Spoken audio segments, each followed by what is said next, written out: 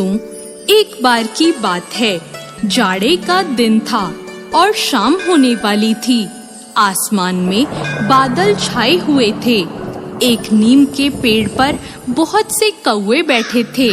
वो सब बार-बार काव काव कर रहे थे और एक दूसरे से झगड़ा भी कर रहे थे। इस समय एक मैना वहां आई और उसी पेड़ की एक डाल पर बैठ गई। मैना को देखते ही कई कौवे उस पर टूट पड़े। बेचारी मैना ने कहा, बादल बहुत हैं, इसलिए आज अंधेरा हो गया है। मैं अपना घोंसला भी भूल गई हूँ, इसलिए आज रात मुझे यहाँ बैठने दो। कौवों ने कहा, नहीं, ये हमारा पेड़ है, तू यहाँ से भाग जा।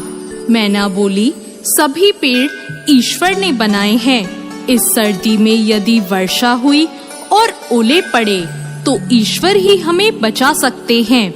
मैं बहुत छोटी हूँ और तुम्हारी बहन भी हूँ।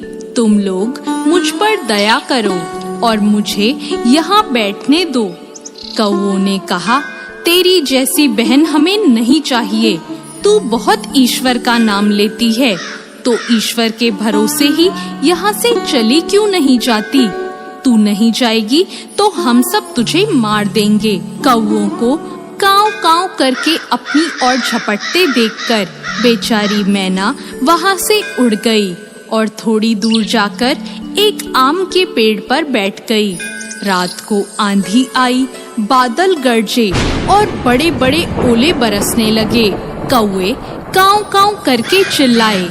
इधर से उधर थोड़ा बहुत उड़े, परंतु ओलों की मार से सब घायल होकर जमीन पर गिर पड़े।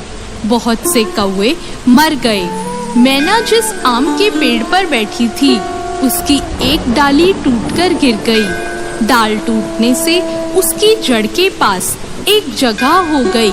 छोटी मैना उसमें घुस गई और उसे एक भी ओला नहीं लगा।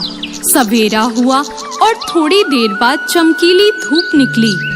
मैना उसमें से बाहर निकली और पंख फैलाकर चहकने लगी।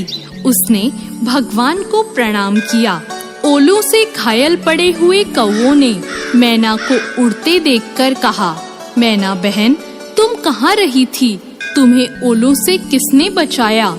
मैना ने कहा, मैं आम के पेड़ पर अकेली बैठी भगवान से प्रार्थना करती रही और भगवान ने ही मेरी मदद की। दोस्तों, दुख में पड़े असहाय जीव को ईश्वर के सिवाय कोई नहीं बचा सकता। जो भी ईश्वर पर विश्वास करता है और ईश्वर को याद करता है, ईश्वर सभी आपत्ति और विपत्ति में उसकी सहायता करते